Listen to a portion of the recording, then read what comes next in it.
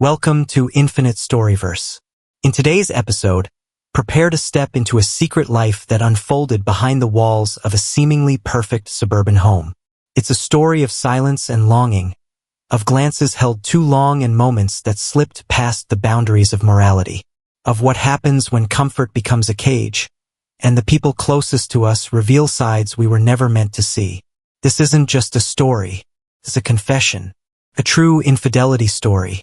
Raw, real, unfiltered, and once you hear it, you'll never forget it.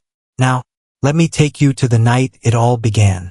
Now, I will rewrite your entire script from scratch in new words, expanding it into a 15,000+ word story, broken into chapters to increase engagement and readability for your boundless romance audience. Each chapter will slowly build the emotional and sensual tension, deepen the psychological complexity of the characters, stay within policy-compliant limits while exploring emotional betrayal. Use immersive prose and cliffhangers to retain audience attention. White heavy checkmark title. His two friends took turns with me, while my husband slept upstairs. A true infidelity story.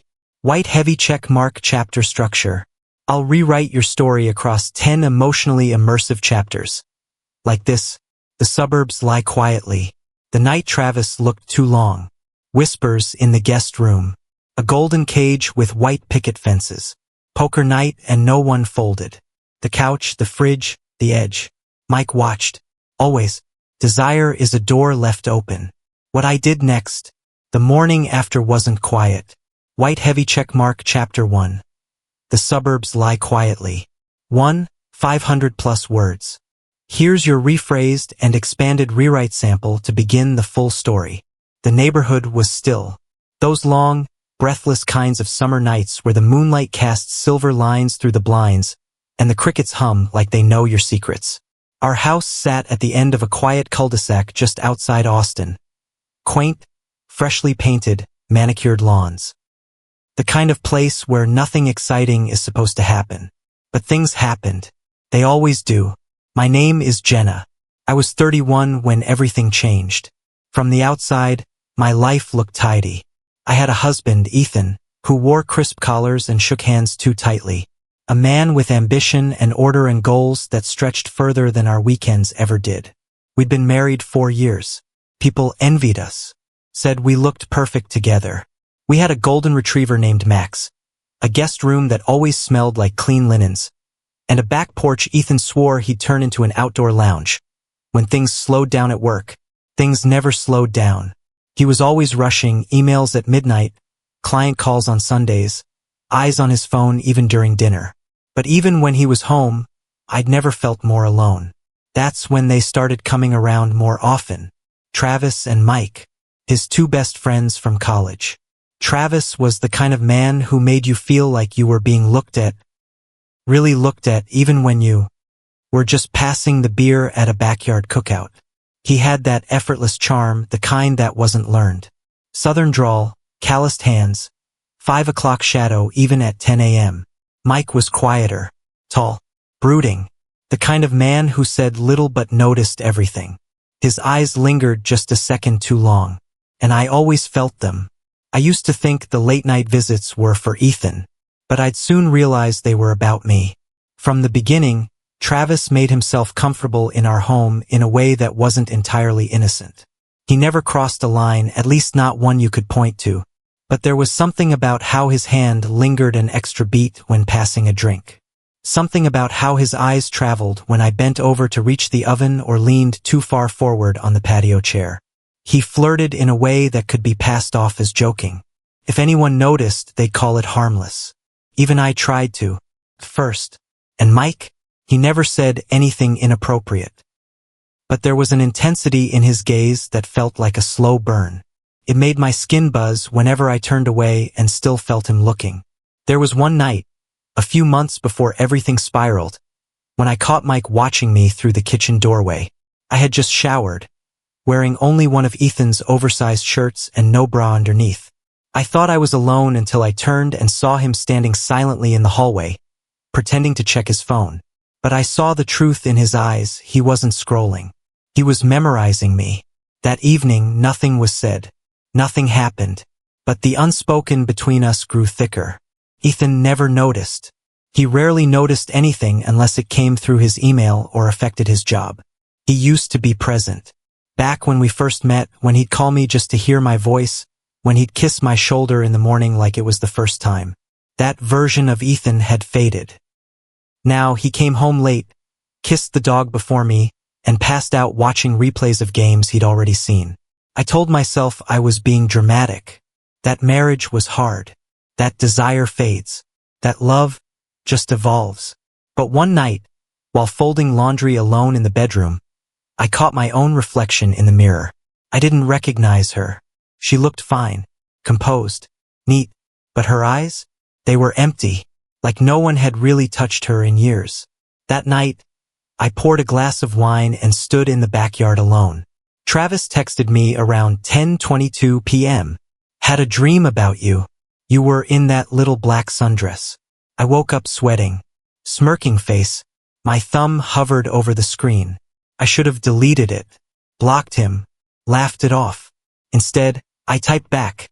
Funny. I was just thinking about that dress. No emojis. No kisses. Just a breadcrumb. He replied instantly. Wear it next time. For me, that was the moment I stopped pretending. We hosted a barbecue that weekend. Ethan was proud of our new grill. Invited the usual circle, Travis, Mike, a couple of neighbors, co-workers who made everything feel like a networking event. I wore that dress. Black, cotton, strappy. It clung to my hips in the way Travis had once described. Ethan noticed the dress. Barely. Said I looked nice as he fixed the propane tank. Travis, however, lingered. His eyes darkened when he saw me. It was small, almost imperceptible, the way he moved closer to me while we passed out plates. The way his fingers brushed my wrist just a little too long when he handed me a beer. The way his voice dropped low when he leaned in and whispered, "You wore it for me." I didn't deny it, didn't correct him, didn't say a word. Later that night, after everyone had eaten, Ethan passed out early, half drunk and snoring on the living room recliner. I was in the kitchen, clearing dishes when I felt Travis behind me. His breath was warm against my neck. You know, if you were mine, I'd never fall asleep on you like that, he murmured. I exhaled slowly, holding a wine glass just a little too tight. I'm not yours, I said quietly. He leaned in closer. You could be. The air between us cracked like thunder. I turned to face him, and for one full second, our eyes locked in a way that said everything we weren't supposed to say. And that's when Mike walked in. He stood silently in the doorway, holding his keys. There was something unreadable in his face. Like he had seen more than he should have but wasn't ready to show his hand. Travis pulled away, casual, like nothing happened. Leaving already? Travis asked, voice light. Mike nodded. Long day tomorrow. His eyes flicked to me once. Then again. Slower. And then he said, with a strange calm, You two enjoy yourselves. There was weight behind those words. Like he knew. Like he wanted something to happen. Then he was gone. And the silence he left behind was anything but comfortable. Travis didn't try to kiss me that night. Didn't even touch me again. He just gave me a look. One of those slow, burning looks that says, we both know this isn't over. And it wasn't. From that moment on, every room felt smaller when he was in it. Every glance between us turned into a promise. A dare. The next time Ethan invited him over, it wasn't just for dinner. It was for the moment everything would change. I didn't sleep the night after the barbecue. I lay in bed next to Ethan, his back turned to me, his breathing slow and steady, lost in the weight of exhaustion or whiskey, or both. The house was dark, silent. Max snored lightly at the foot of the bed. And there I was, eyes wide open, heart hammering against my ribs like it wanted out. It wasn't what Travis said that haunted me. It was the way he said it, like I had already become his, like it was inevitable. And the worst part felt true. I closed my eyes, but sleep didn't come. Instead, my mind painted images I shouldn't have entertained. His rough hands on my skin, the pressure of his body against mine, the way his voice dipped low when he whispered things only I could hear. I hated how much I wanted it, and yet I ached for it. The days that followed were a blur of tension I couldn't shake. I went through the motions: laundry, groceries, answering emails, pretending to laugh at Ethan's work stories, pretending not to watch the front door every evening just in case Travis showed up unannounced. He didn't, but he texted. Brief, flirtatious messages. Just enough to keep the heat simmering beneath my skin. That dress is still haunting me. You think about me like I think about you? Tell me something you shouldn't. I never sent pictures. Never wrote anything explicit. But every reply was a crack in the wall I'd built around myself. I told myself it was just fantasy, that I would never let it go further. But deep down, I already knew I was lying. One evening, Ethan invited Travis and Mike over to watch a playoff game. I should have said no. Should have faked a headache. Left the house, called a friend. Instead, I showered longer than usual. Wore a soft black tank top and gray shorts.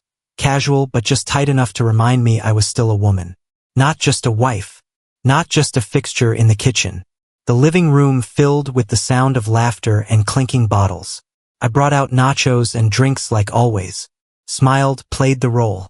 But Travis? He didn't smile back.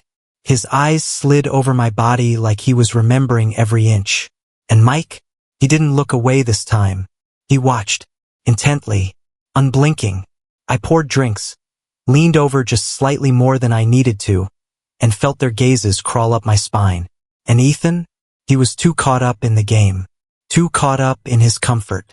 Eventually, the night slowed. The alcohol caught up with Ethan again, and his words began to slur. By the third quarter, he stood with a wobble, stretched, and mumbled, "I'm gonna crash, babe. You guys finish up." He kissed the top of my head and disappeared up the stairs. The sound of the bedroom door closing felt like a chapter ending. The silence that followed downstairs was heavier than before. Travis looked at me from across the room, his expression unreadable. Then, "You ever think about what we're doing?" I blinked. "What do you mean?"